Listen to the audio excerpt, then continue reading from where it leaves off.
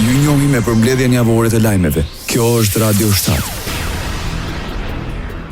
Një seancë të vetme deputetët e Kosovës konstituan kuvendin me të gjitha strukturat e tij dhe kabinetin e ri qeveritar. Me 66 vota pro, 24 kundër dhe 8 abstenime, Albulena Axhiu zgjodh kryetare e kuvendit. Për kanë votuar 66 deputet,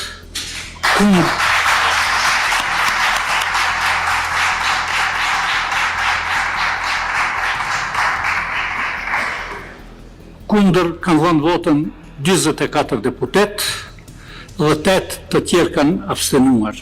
Konstatoj se kuvendi zgjodhi deputeten Albulena Axhiu për kryetare të kuvendit të Republikës së Kosovës.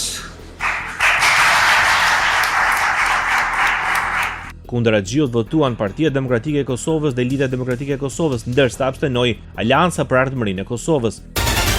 Pas konstituimit të kuvendit, si shumicë qeverisë, lëvizja vetëvendosur miratoi kandidaturën e Albin Kurtit si kryeministër. Pro ti votuan 66 deputet, 49 kundër dhe asnjë abstenim. Konstatoj se me 66 vota për,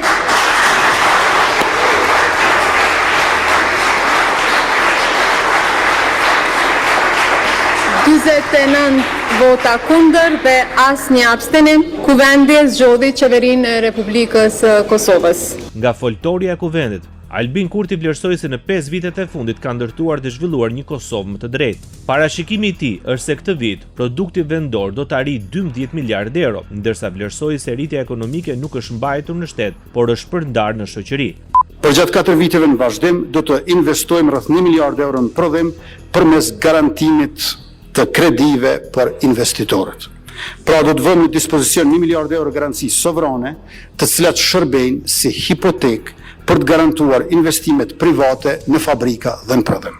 Do të themelojmë bankën zhvillimore, projekt që tashmë është negociuar me bankën botërore, me vlerë prej 50 milion eurosh, për të mbështetur zhvillimin industrial dhe ndërmarrjet prodhuese. Ndërsa nuk munguan me këtë rast dhe kritikat ndaj zyrës së prokurorisë speciale për dënim me 45 vjet burg për ish-krerët të UÇK-s. Sipas tij, barazimi mes drejtuesve të UÇK-s me regjimin genocidal është i paqëndrueshëm dhe shtrembërim faktik dhe historik. Kuvendi i Kosovës miratoi dhe kabinetin e ri të drejtuar nga kryeministri Albin Kurti, si numri 2 i qeverisë u caktua Glau Konjusa. Ai mori detyrën si zëvendës kryeministri i parë dhe ministri i jashtëm dhe i diasporës. Zëvendës kryeministre e dytë dhe ministre e drejtësisë është caktuar Donika Gërvalla. Zëvendës kryeministri i tretë për çështje të pakicave dhe bashkëpunim është Fikrim Damka. Ministri i financave Hekuran Murati. Ministër për punë, familje dhe vlera të luftës çlirimtare Andin Hoti. Ministri i mbrojtjes Ejup Maqedonsi. Ministri i punëve të brendshme Xhelar Zveçla. I administratës dhe digitalizimit Lulzon Jakxhiu. I shëndetësisë Arben Bitia, i arsimit dhe shkencës Hajrullah Çeku, Ministri e Kulturës dhe Turizmit Sarando Bukujevsi, Ministri i Administrimit dhe Pushtetit Lokal Elbert Krasniqi, i Sportit dhe Rinis Blerim Gashani, Ministri i Mjedisit dhe Planifikimit Hapësinor Fitore Pacolli, i Bujqësisë, Pylltarisë dhe Zhvillimit Rural Armend Muja, Ministri i Infrastrukturës dhe Transportit Dimal Basha, Ministri i Industrisë, Ndërmarrësisë, Tregtisë dhe Inovacionit Mimoza Kusari Lila, Ministri i Ekonomisë Artane Rizvanolli dhe Ministri për Komunitete dhe Kthim Nenad Raqiq, ndërsa Ministri për Zhvillim Rajonal Rasim Demiri. Miratimi i kabinetit të ri qeveritar në Kosovë prit me kritika nga kryetari i Lidhjes Demokratike. Para deputetëve, ai vlerësoi se sot kemi nevojë për të qëndruar jo përballë një qeverie të zakonshme, por përballë një pushteti që i ka të gjithë numrat, institucionet dhe mjetet.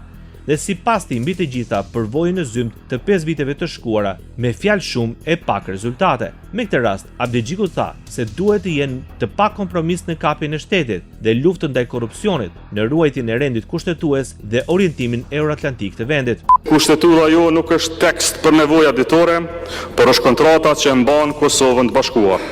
Shkeljet e kushtetutës janë shkelje të gjithçkaje për cilën ne ekzistojmë si Lidhje Demokratike Kosovës. Kur nuk e mbrojmë thelbin e besimit tonë politik, nuk kemi pse të ekzistojmë politikisht. Prandaj duhet ta mbrojmë kushtetutën me çdo çmim. Deputeti i Aleancës për Ardhmërinë e Kosovës, Besnik Tahiri, kritikoi panoramën e ofruar nga Albin Kurti për qeverisjen e 5 viteve të fundit. Sipas Tahirit, Kurti ofroi një kabinet qeveritari, i cili ishte i përmasave të një shteti të së Kinës për 21 anëtarësh. Në emër të grupit parlamentar të Aleancës, Tahiri premtoi se do mbështesin çdo punë të mirë, në çdo projekt të mirë që kjo qeveri sjell në këtë kuvend, pa marrë parasysh a janë apo jo votat. Zotohemi se në çdo punë të mirë, në çdo projekt të mirë që kjo qeveri e sjell në këtë kuvend, pa marrë parasysh a ju duan as ju duan votat tona, ne do ta mbështesim. Ne do të jemi këtu me këta numrat që jemi, me ju ballafaqu në atë që mendojmë se nuk është e drejtë dhe është kundër qytetarëve të Kosovës, kundër interesit publik dhe është në funksion vetëm të fuqisë juaj politike, që ju edhe me drejt mundi me festue, me manifestue, po mos harroni që në këtë ditë jemi mas një viti blokad e cila i ka kushtu Kosovës me qindra miliona humbje, me një apatit madhe dhe me një ikje qytetarëve dhe të rinisë të Kosovës. Mbështetje për qeverinë ofroi dhe kryetari i Partisë Demokratike të Kosovës, Bedri Hamza. Si kryetari i partisë më të madhe në opozitë, ai paralajmëroi shumicën në pushtet se PDK do të jetë gardiane e kushtetutës, do t'i rezistojë çfarëdo tendence që mohon gërmën dhe frymën e kushtetutës.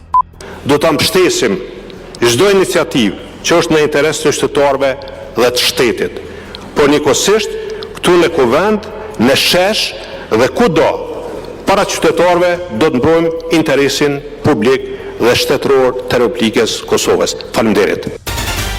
Shqipëria dhe Kroacia i bashkohen urimeve për zgjedhjen e Albin Kurtit në krye të kabinetit dhe krijimin e institucioneve të reja.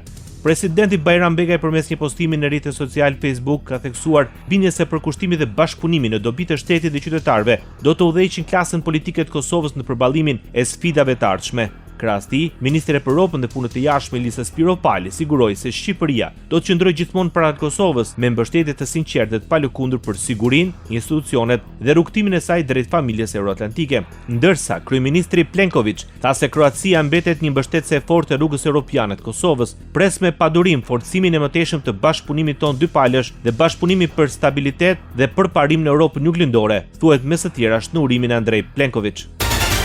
Komisioneri Europian e për zgjerimin Marta Kos përshëndeti krijimin e qeverisë së re të Kosovës. Në rrjetet sociale Kos është shprehur se pret me padurim për të vizituar Kosovën. Fokusi tani mund të zhvendoset në financimin e reformave të Bashkimit Evropian dhe sjelljen e përfitimeve të plota të planit të rritjes. Shkroi Marta Kos, ndërsa shefja e politikës së jashtme të Bashkimit Evropian Kaja Kallas e ka cilësuar formimin e qeverisë së re si një zhvillim inkurajues pas më shumë se një viti bllokim politik. Kjo është mënyra e shpejtë për të zhbllokuar mbështetjen e Bashkimit Evropian me vlerë qindra miliona euro dhe për të pasur përparim në rrugën e saj drejt Bashkimit Evropian, shkroi Kaja Kallas.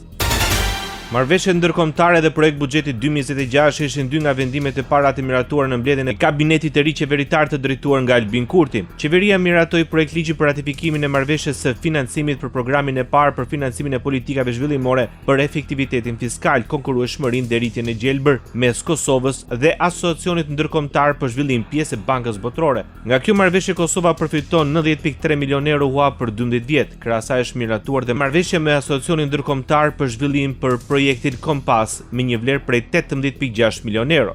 Në lidhje me buxhetin e vitit 2026, Kurti nënvizoi se nga 4 miliardë euro, 867 milionë euro shkojnë për komuna dhe në të përfshihet edhe paga e 13. Shumica e qeverisëse në Kosovë është gati të fillojë bisedimet për zgjedhjen e kreut të ri të shtetit. Kryeministri Kurti tha se pas votimit në kuvend të buxhetit dhe marrëveshjeve ndërkombëtare do të fillojnë bisedimet. Tash jemi në hapin e tretë, votimi i buxhetit 2026 dhe marrëveshjeve ndërkombëtare. Por sa të përfundohen këto, jam i gatshëm që nga nesër të fillojmë kontaktet dhe diskutimet me subjekte tjera politike për çështjen e presidentit. Ministri i Financave i Kosovës e komentoi rritjen e numrit të anëtarëve të kabinetit qeveritar si nevojë për të përmirësuar rendimentin në punë. Në një konferencë për mediat pas mbledhjes së qeverisë, Kuran Murati sqaroi se rritja nuk ka ardhur për të akomoduar koalicionet bashkëqeverisëse. Është parë gjatë mandatit të kaluar që në disa raste nuk është arritur sinergjia e cila ishte synuar. Pra dhe ka pasur raste kur me qenë se ministria apo dikasteri ka qenë tepër fush veprimi gjerë, ndoshta nuk është arritur efikasiteti i nevojshëm i cili ishte synuar që është fillim të mandatit, prandaj edhe është paraparë që të ketë një riorganizim të zem tek Ministria e Punëve të Brendshme me administratën publike dhe digitalizimin të ketë një ndarje prej bashkimit që ishte bërë më herët në mënyrë që të ketë pra efikasitet të shtuar në të dyja fushveprimet pra. Në përfundim të certifikimit të zgjedhjeve vetvendosi listohet e para me 51.1% të votave, ose 57 ulse në kuvendin e Kosovës. Partia Demokratike siguroi 20.19% të votave, përkatësisht 22 mandate. Ndërkohë, Lidhja Demokratike e Kosovës fitoi 13.24% të votave, duke marrë 15 ulse në kuvend, ndërsa Alanca për Ardhmërinë e Kosovës mori 5.5% të votave, që sigurojnë 6 mandate parlamentare. Me certifikimin e rezultateve, hapet rruga për konstituimin e ligjislaturës së re të kuvendit Kosovës. Sociale. Instituti Demokratik i Kosovës e komenton rënien e luftës kundër korrupsionit nga qeveria me mungesën e stabilitetit politik gjatë vitit 2025. Audienca Kolli nga Instituti Demokratik vlerëson se rënja në indeks paraqet stagnimin në luftën kundër korrupsionit dhe lidhet drejt për drejt me krizën parlamentare pas zgjedhjeve të 9 shkurtit 2025, e cila bllokoi funksionimin normal të institucioneve, rrjedhimisht zbatimin e reformave të rëndësishme në fushën antikorrupsion. Për herë të parë, qeveria në një mandat të plot nuk miratoi strategji kombëtare kundër korrupsionit. E për më keq, viti 2025 u përmbyll gjithashtu pa u dekretuar kryeprokurori i ri i shtetit, pikërisht për shkak të kundërshtimeve të vazhdueshme nga ana e presidentës, kryeministrit dhe bartësve të tjerë institucional në raport me nominimin e ligjshëm nga ana e KPK-s. Sipas tij, qeveria në detyrë ka vazhduar të marrë vendime me pasoja buxhetore në mungesë të transparencës dhe kontrollit parlamentar. Gjithashtu, vlen të theksohet që ndryshe nga proceset e kaluara zgjedhore, në 2 palë zgjedhjet e vitit të fundit, korrupsioni përkatësisht lufta kundër korrupsionit nuk ka qenë ndër temat bosh të programeve zgjedhore të asnjë prej partive politike kryesore. Kosova përfshihet në listën e vendeve të sigurta të Bashkimit Evropian sipas rregullave të reja për azil. Parlamenti miratoi ndryshimet në rregullat e procedurës së azilit të BE-s që synojnë për shpejtimin e përpunimit të kërkesave për azil. Eurodeputetët mbështeten krijimin e një liste në të gjithë vendet e Bashkimit Evropian të vendeve të sigurta të origjinës dhe votuan gjithashtu në favor të një marrëveshje mbi një rregullore që synon zbatimin e konceptit të vendit të tretë të sigurt. Sipas Parlamentit Evropian, lista e re e vendeve të sigurta të origjinës në nivelin e BE-s do të lejojë përpunimin e përshpejtuar të kërkesave për azil nga shtetasit e Bangladeshit, Kolumbisë, Egjiptit, Kosovës, Indisë, Marokut dhe Tunizisë. Aktualitet. Zyra e prokurorit të specializuar për krimet e kryera gjatë luftës në Kosovë kërkon 45 vite burg për shtabin e përgjithshëm të UÇK-s. Në përfundim të procesit hetimor ndaj Hashim Thaçit, Kadri Veselit, Jakub Krasniqit dhe Recep Selimit, kryeprokuroria Kimberly West tha se dënimi është vetëm për personat të akuzuar dhe jo për luftën në ushtrisë çlirimtare të Kosovës. Ndërkohë, SPS-ja kërkon vendim dënimi për të gjitha pikat e akuzës dhe vendosjen e një vendimi të vetëm për 45 viteve mbështetur në kontributet individuale të krimeve të bëra ose të kryera nga secili prej personave, Hashim Thaçi, Kadri Veseli, Recep Selimi dhe Jakub Krasniqi. Këto krime janë krime lufte dhe krime kundër njerëzimit dhe janë të rënda në natyrë. Ajo ka pretenduar se 100 persona janë vrarë dhe qindra të tjerë janë abuzuar në kapet e ndalimit të ushtrisë çlirimtare të Kosovës. Sipas saj, qëllimi i këtyre personave ka qenë për të fituar dhe ushtruar kontroll në të gjithë vendin. Të nderuar gjykatës, keni dëgjuar dëshmi të prokurorisë rome edhe serbe. Dhe në mënyrë që të arrinin qëllimin e tyre, të akuzuarit kanë kryer krime kundërshtarëve të tyre të perceptuar për të pasur kontroll në gjithë Kosovën. Ndërsa në lidhje me deklaratat e diplomatëve të lartë, kryeprokuroria deklaroi se ata nuk kanë patur informacion për situatën reale në terren të ushtrisë çlirimtare të Kosovës. Diplomatët e dinë që prej fillimit që thuajse gjithmonë ata nuk do ta dinë asnjëherë historinë të plotë. Atyre ju duhet që të bëjnë gjykime, të bëjnë strategji, të këshillojnë qeveritë e tyre mbi bazën e informacionit domosdoshmërisht të paplot. Ktu përfundoi citimin. Dhe ky informacion i paplot sigurisht lidhet me atë që është shumë e rëndësishme për këtë gjykatë dhe që duhet të përcaktohet si përparësi për kësaj gjykate, që janë provat empirike. Kjo është e vërtetë jo vetëm për zëvendjen e unikut që e tha shprehimisht atë në dëshmi, por është njësoj vërtet edhe për dëshmitarët të tjerë ndërkombëtar të thirrur nga mbrojtja në këtë çështje gjyqësore. Në gjyqin ndaj shkrerëve të UÇK-s, prokurori Alan Tiger përsëriti se Hashim Thaçi, Kadri Veseli ishin në vijën e parë të UÇK-s që për fillimit dhe kishin rol të rëndësishëm. Prokurori e përshkruar Recep Selimi si person në lidhje të ngushta me Ademi Asharin dhe me rol të rëndësishëm në fushë betejë dhe si dikush që gëzonte shumë respekt dhe besueshmëri nga luftëtarët. Sipas prokurorisë, Selimi ka qenë organizator dhe pjesëmarrës në sulmet e vitit 1997 kundër forcave serbe. Prokurori pretendon se të akuzuarit kanë kryer sulme kundër serbëve, antarëve të Partisë Socialiste Serbe që pretendoi se bashkëpunonin me organet e pushtuesit apo merrnin pjesë në veprimtari të tjera të paspecifikuara antikombëtare.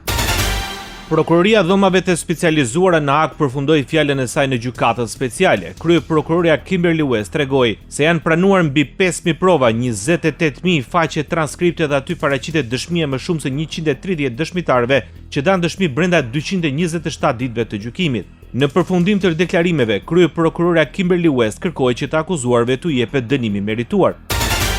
Zëdhënësi i zyrës së prokurorisë speciale në Hag deklaron se akuza kërkoi 45 vite burg për secilin nga ish-krerët e UÇK-s. Pas interesimit të medjave, Christopher Bennett sqaron se ndaj Hashim Thaçit, Kadri Veselit, Jakub Krasniqit dhe Recep Selimit kërkohet 180 vjet burgim në total. Zyra kërkon dënim për të gjitha 10 akuza dhe vendosin një dënim të vetëm prej 45 vitesh bazuar në kontributet individuale ndaj krimeve.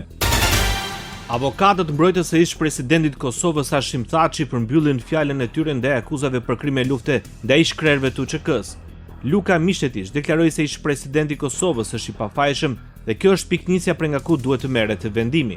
Me lejoj të filloj të nderuar gjykatës, duhet thënë se Hashim Thaçi është i pafajshëm. Kjo është piknisja juaj kur të filloni kuvendimet për marrjen e vendimit. Ne e dimë që në këtë pikë ai ishte në procedurës, ai ishte i pafajshëm. Pasi ligji ju kërkon juve që ta prezumoni ato të pafajshëm.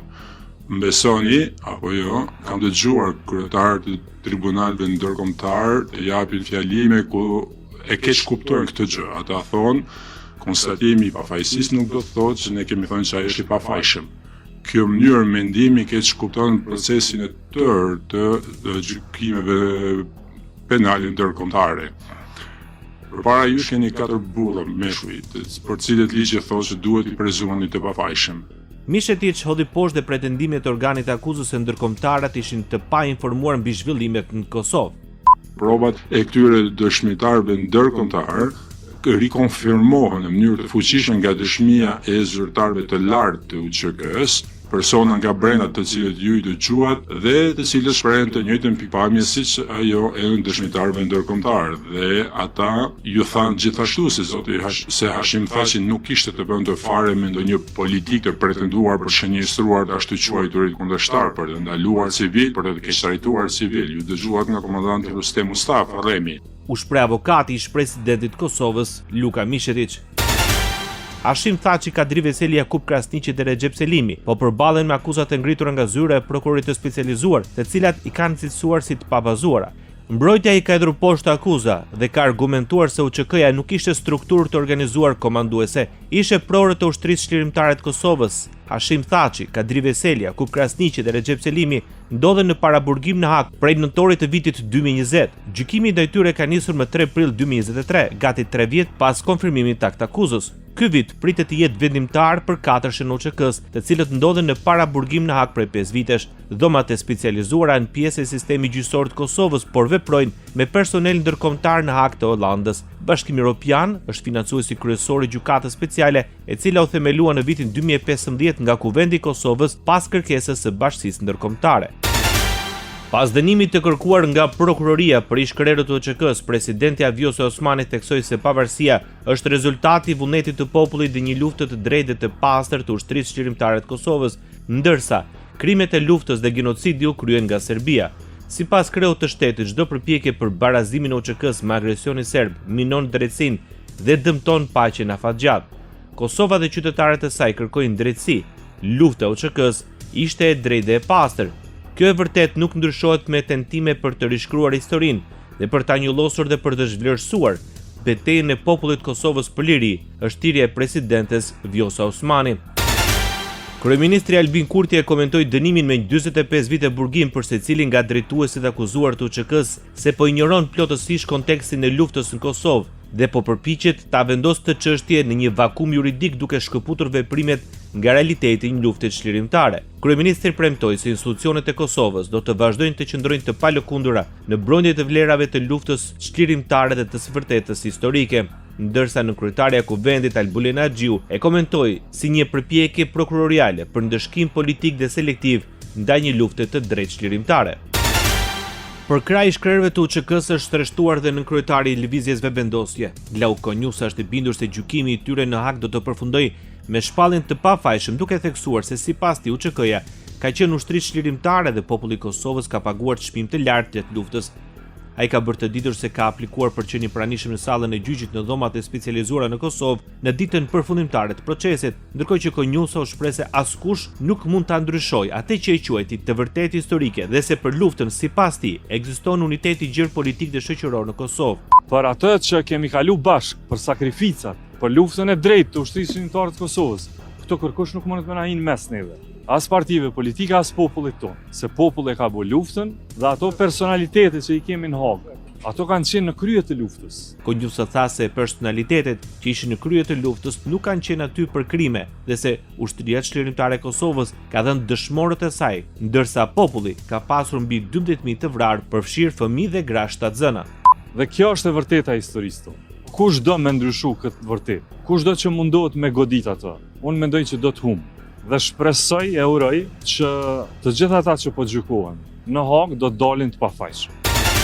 Kryetari i Partisë Demokratike të Kosovës, Bedri Hamza, deklaroi nisjen e fazës përmbyllëse së një procesi të gjatë dhe të rënë gjyqësor në Hagë, duke theksuar se për më shumë se 5 vjet janë rrëzuar një nga një të gjitha akuzat ndaj shkrerëve të UÇK-s. Në një postim në rrjetet sociale, Hamza ka thënë se gjatë këtij procesi, çlirimtarët, ekipet e tyre mbrojtëse dhe dëshmitarët kryesor kanë qëndruar me dinjitet dhe me argumente të fuqishme duke dëshmuar të vërtetën historike të luftës çlirimtare të popullit të Kosovës. Ai ka nënvizuar se ky proces nuk përfaqëson vetëm një akt juridik, por dhe një provë të rëndësishme të ndërgjegjës ndërkombëtare ndaj së vërtetës dhe drejtësisë.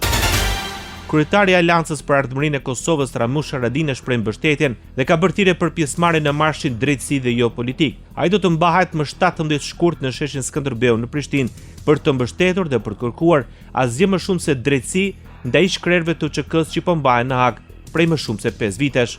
Qëndrojmë gjithmonë në të drejtën e luftës sonë për liri, shkruan Ramush Haradinaj. Kryetari i organizatës së veteranëve të luftës së UÇK-s, Hysni Gucati, reagoi ashpër ndaj kërkesës së kryeprokurores Kimberly West për dënime deri në 45 vjet burg për secilin nga çlirimtarët e UÇK-s në Hagë. Ai e ka cilësuar këtë veprim si skandaloz. Serbia sot është e kënaqur me prokurorët që kanë punuar kundër Kosovës, deklaroi Gucati. Kreu organizatës së veteranëve të luftës tha se pret lirimin e Thatchit dhe të tjerëve duke i konsideruar heronj dhe simbol të luftës për liri. Këshilli i ambasadorëve shqiptar shpreh shqetësimin për zhvillimet e fundit në gjyqin e Hagës ndaj krerëve të ushtrisë çlirimtare të Kosovës. Këshilli thotë se narrativa rrezikon të dëmtojë realitetin historik dhe juridik të luftës së Kosovës. Njëkohësisht, shpreh se barazimi i agresorit me viktimën përbën fyrje për popullin e Kosovës dhe aleatët perëndimor që ndërhyjnë për të ndihmuar. Kryeministri i Shqipërisë Edi Rama përmes rrjeteve sociale shprehet se nuk arrin ta kuptojë logjikën e prokurorisë speciale në Hagë për të varrosur të gjallë shkrerët e UÇK-s në zemër të Europës demokratike, ndërsa lideri i Partisë Demokratike të Shqipërisë Ali Berisha komentoi akt akuzën si përsëritje të pretendimeve dhe shpifjeve të propagandës ultranacionaliste serbe, duke i lidhur atë me akuzat e mëhershme për trafik organesh, të cilat ai quajti trillime të fabrikuara. Ndërsa kryetari i grupit parlamentar të Partisë Socialiste Tauland Balla bëri thirrje që të gjithë të bashkohen në protestën e 17 shkurtit me moton drejtësi jo politik që do të mbahet në sheshin Skënderbeu në Prishtinë e që do të jetë po në të njëjtën ditë kur Kosova shënon 18 vjetorin e pavarësisë. Bashkimi Evropian dënon arrestimin e fundit nga Serbia të një veterani të ushtrisë çlirimtare të Kosovës. Në deklaratën zyrtare thuhet se kjo është një shkelje tjetër e detyrimeve të Serbisë të marrëveshjes për dialogun dhe drejtësinë të vitit 2015. Sipas kësaj marrëveshje, Serbia është zotuar që të mos fillojë hetime penale apo ndjekje penale për krimet që pretendohet se janë kryer në Kosovë, përveçse nëse një gjë e tillë kërkohet nga autoritetet e Kosovës. Radio 7, zëri pozitiv i qytetit. Presidentja e Kosovës Vjosa Osmani ka deklaruar se pavarësisht sfidave të vazhdueshme, rruga e Kosovës drejt anëtarësimit në NATO dhe Bashkimin Evropian është e pandalshme. Në intervistë për median britanike, Monocle, ajo ka folur për integrimin euroatlantik duke theksuar gjithashtu potencialin zhvillimor dhe perspektivën afatgjatë të vendit. We're the only country in the Western Balkans that does not have a candidate status to apply for the European Union. We've applied, but we're not a candidate member because of some political domestic considerations of a few countries within Jemi the EU. vetmi vendi i Ballkanit perëndimor pa status kandidati. Ne vazhdojmë të qëndrojmë në këtë rrugë.